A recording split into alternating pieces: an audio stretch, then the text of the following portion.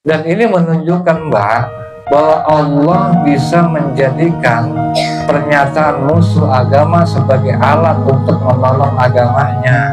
Maksudnya gimana Mbak? Maksudnya sebagaimana Rasulullah SAW pernah bilang, la yu'ayyidanna allaha hadzal zaid biqaumin la khalaqalahu.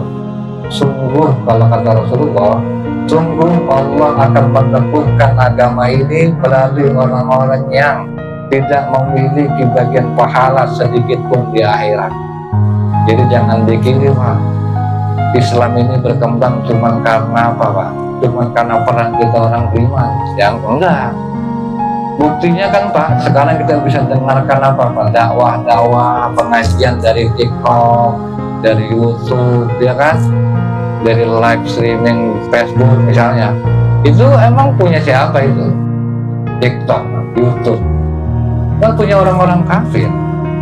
Tapi sekali lagi seperti yang Rasulullah sampaikan, bahwa sesungguh Allah akan meneguhkan agama ini melalui orang-orang yang tidak memiliki bagian pahala sedikit pun di akhirat. Gitu. Seperti juga misalnya menerima orang Arab Madinah terhadap Rasulullah itu secara nggak langsung, ya kan, walaupun nggak diakui, itu melalui apa? Melalui perantara orang-orang Yahudi di Madinah. Makanya terkadang saya juga dengar hadis ini, saya juga kadang-kadang suka ngerasa hati-hati, suka ngerasa kayak jangan sampai. Kadang-kadang kan apalagi kayak sekarang misalnya ibu-ibu pengajian banyak, kadang-kadang kan hati kecil Pak kita agak sedikit susah. Alhamdulillah banyak berkah gitu, padahal kan nggak begitu. Banyaknya jamaah, banyak kita punya pesantren besarnya, kita punya majelis taklim, ya kan, itu nggak menandakan bahwa ustadznya, ya kan, guru-gurunya udah pasti betul, kagak jamin. Makanya kadang-kadang saya suka mengingatkan diri saya pribadi, untuk satu jangan sampai salah niat.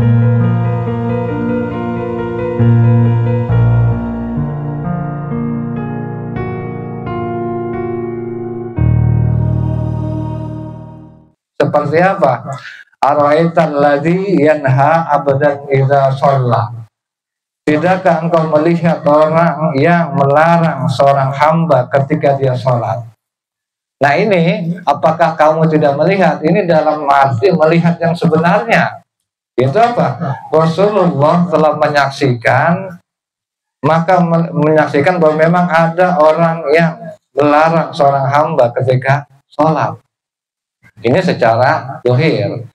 Dan begitu juga di dalam Al-Quran, ketika Allah menggunakan kata alam taro, ini bisa bermakna majaz. Ya, seperti apa? Alam taro kaifa fa'ala rabbuka bi ashabil fil. Nah, tidakkah engkau perhatikan bagaimana Tuhan memperlakukan pasukan gajah?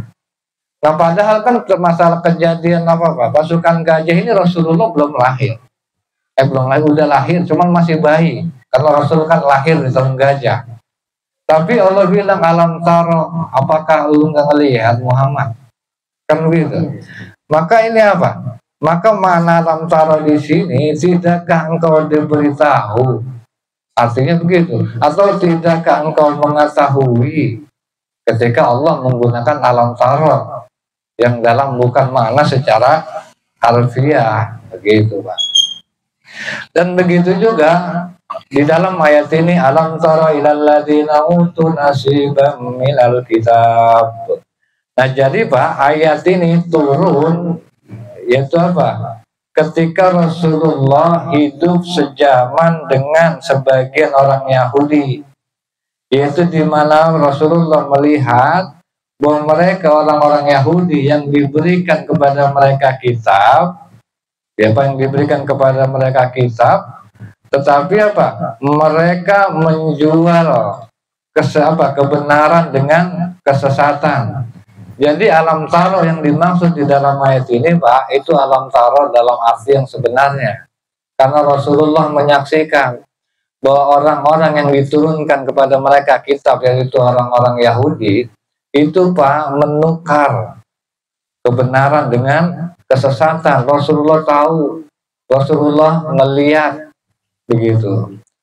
Nah, kenapa kau Pak ayat ini diturunkan, atau kenapa Allah Subhanahu wa taala berfirman alam tara ilal ladzina utu nasibum minal kitab.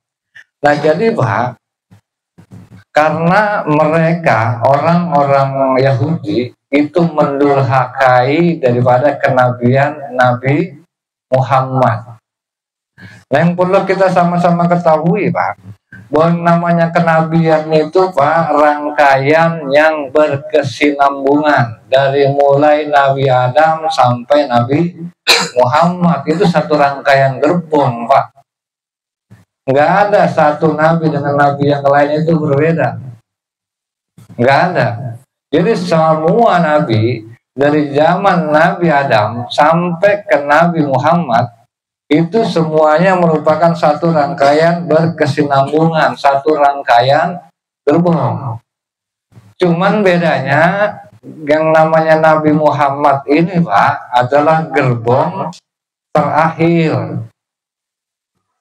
Kalau zaman dulu Pak, Nabi itu dalam satu masa bukan cuma satu Nabi, bisa 2 Nabi, 3 Nabi, bahkan lebih dari 4 Nabi dalam satu masa waktu.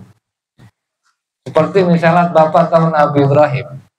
Nabi Ibrahim itu Pak masih satu masa sama Nabi Lut. Bahkan menurut riwayat kalau Nabi Lut ini keponakan Nabi Ibrahim. Tapi Pak, 2 nabi ini beda Pak, beda umat. Kalau Nabi Ibrahim menghadapi umat yang dia penyembah berhala. Nah, sementara Nabi Lut ini menghadapi umat yang dia Pak, penyuka sesama jenis.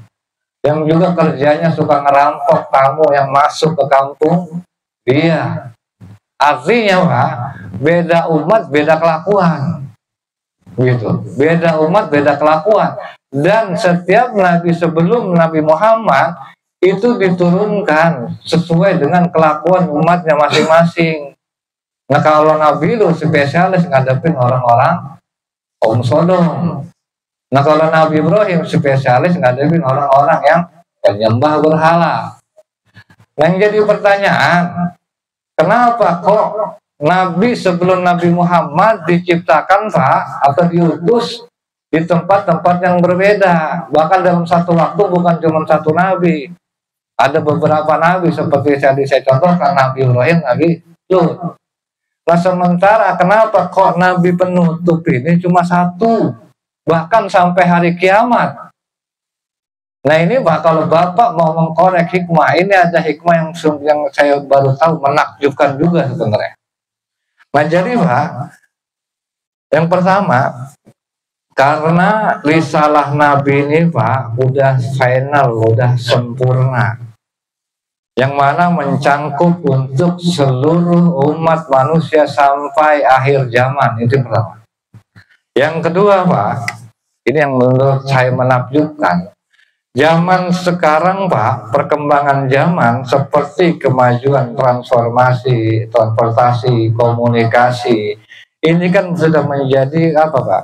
Menjadikan dunia ini Pak menjadi seolah-olah satu kesatuan. Gitu. Maka apa? Kalau misalnya informasi, ya kan, apalagi kalau zaman sekarang disebutnya zaman informasi.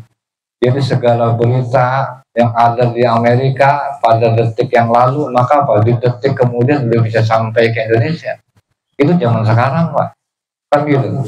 Nah, begitu pun masalah sosial yang dulunya lokal itu menjadi permasalahan global. Kalau zaman dulu, kalau zaman sekarang enggak. Itu segala permasalahan yang jauh di pelupuk mata kita kelihatan di depan mata kita. Begitu juga penyakit sosial. Penyakit sosial itu kalau zaman dulu, zaman Nabi Lut, ya kan? Karena dulu ruang geraknya sempit, maka apa? Ya wajar kalau Allah mengutus, sudah Lut aja disuruh. Nanti bagian menyembah berhala Ibrahim aja disuruh. Karena apa Pak? Zaman dulu informasi belum lengkap seperti zaman sekarang. Maka wajar Allah bagi-bagi tugas. Lut di sini, Ibrahim di sini. Kan begitu. Zaman dulu. Kalau zaman sekarang nggak begitu Pak. Ternyata isyarat ini menjadi isyarat bahwa Nabi terakhir ini menyesuaikan kondisi zaman kita yang sekarang. Zaman informasi. Jangankan tentang apa Pak, tentang kerusakan atau penyakit sosial, penyakit fisik aja Pak cepet. Ingat kan dulu zaman kita COVID, ya kan? Beberapa bulan sebelumnya kita dengar COVID udah ada di Cina. Tahu-tahu di bulan kemudian udah sampai ke Indonesia, nyebar itu. Itu terkait penyakit fisik. Kalau zaman dulu mah nggak bisa kayak begini Pak. Nggak dari Cina, bisa nyampe kemari penyakit. Kalau zaman dulu kagak begitu.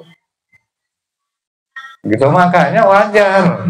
Kalau misalnya zaman dulu Nabi itu banyak. Dalam satu waktu, bukan cuma satu Nabi. Bahkan total Nabi kan kita tahu ada ratusan ribu.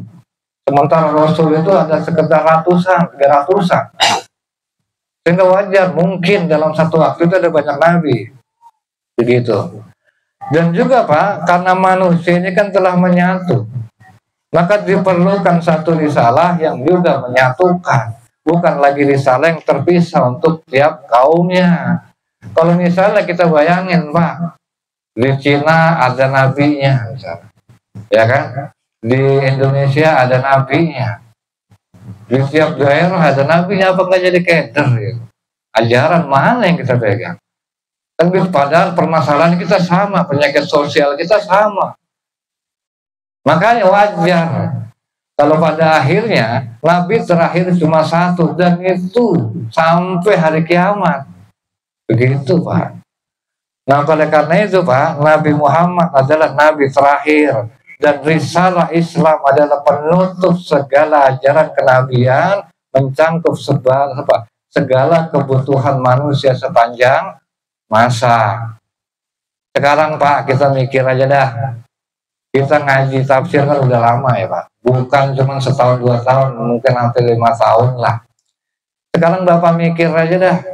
Ini Al-Quran Pak, turun 1400 tahun yang lalu. Tapi selama kita ngaji Al-Quran, apa pernah kita mendengar keganjilan, keanehan daripada pemikiran yang disampaikan di dalam Al-Quran? Kagak ada Pak. Yang ada kita malah terkagum-kagum sampai detik ini. Atas apa? Atas gagasan yang disampaikan Allah di dalam Al-Quran. Kalau misalnya Al-Quran ini adalah usang, udah nggak kepake zaman sekarang, udah nggak akan bisa dijadikan panduan Pak.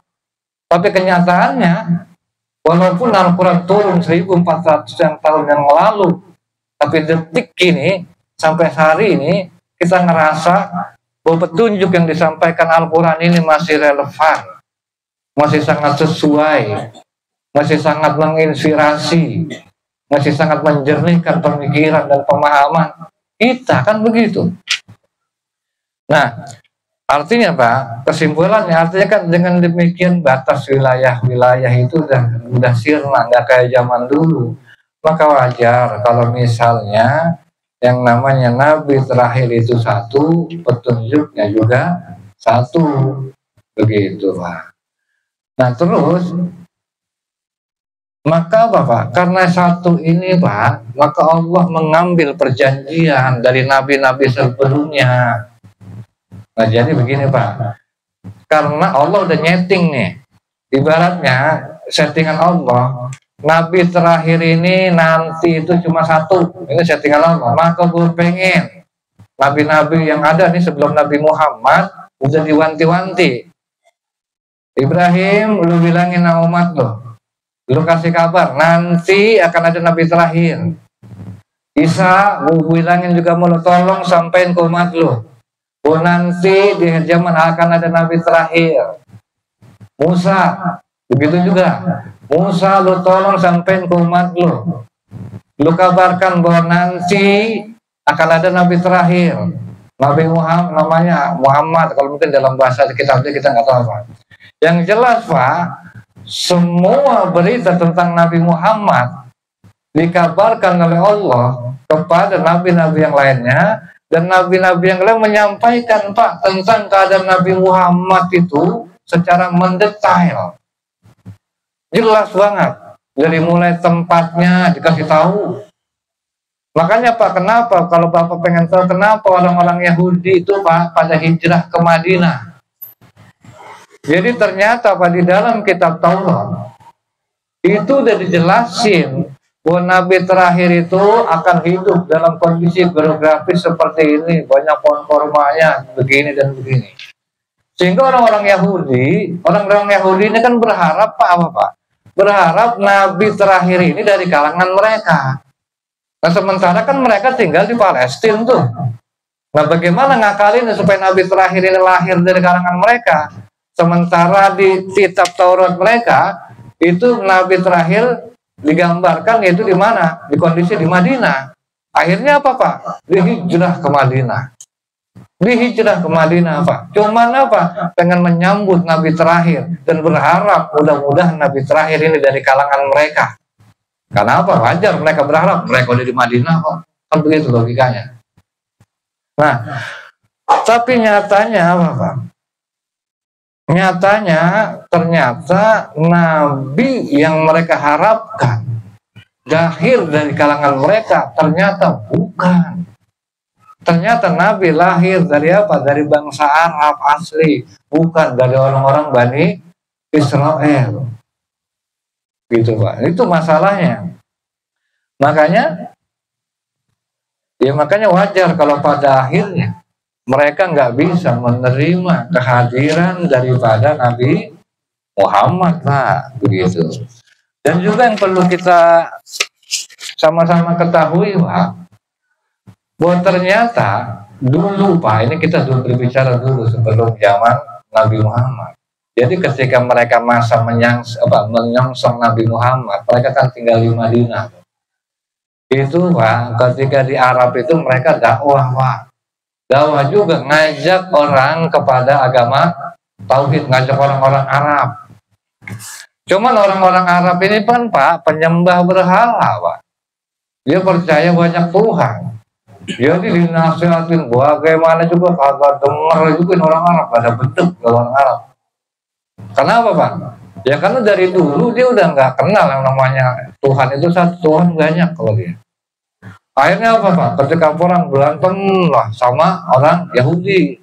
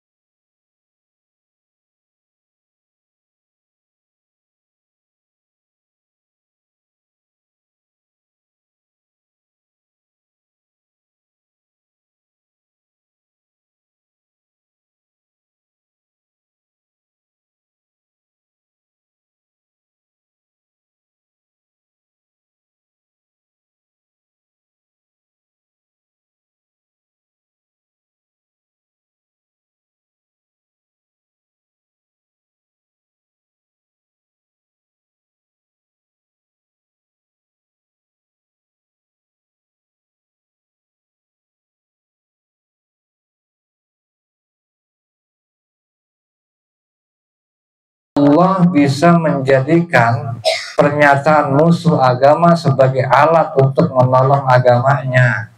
Maksudnya gimana, Pak?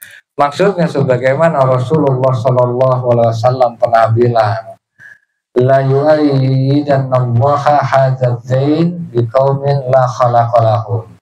Sungguh, kalau kata Rasulullah, sungguh Allah akan meneguhkan agama ini melalui orang-orang yang tidak memiliki bagian pahala sedikit pun di akhirat. Jadi jangan dikira, Pak, Islam ini berkembang cuman karena apa, Pak? Cuman karena perang kita orang beriman. Yang enggak. Buktinya kan, Pak, sekarang kita bisa dengarkan apa, Pak? Dakwah-dakwah, pengajian dari TikTok, dari YouTube, ya kan?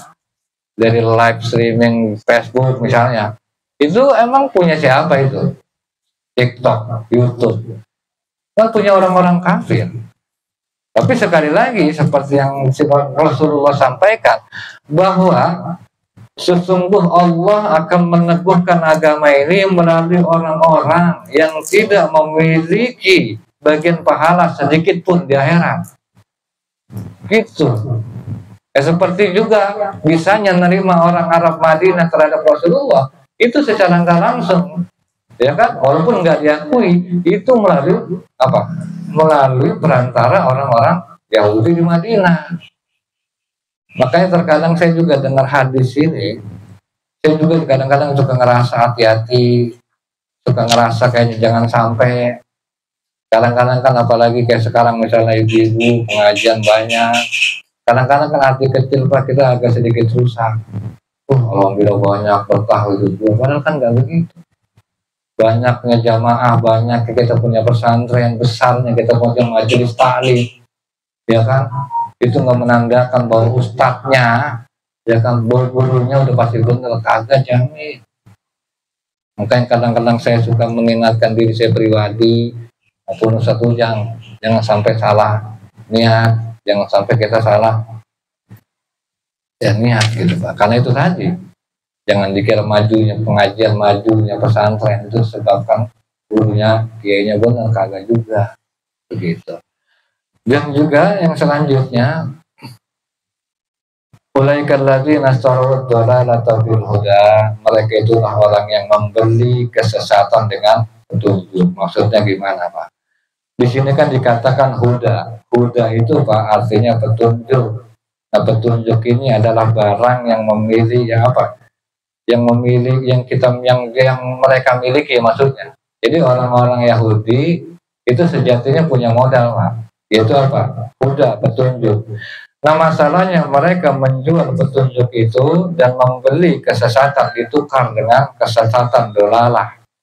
Nah, dalam bahasa Arab, Pak, kiasan bahasa Arab ini kan berarti menukar kebenaran dengan kebatilan, dengan sadar dan sengaja. Dan itulah yang dilakukan oleh orang-orang Yahudi, Pak. Kenapa?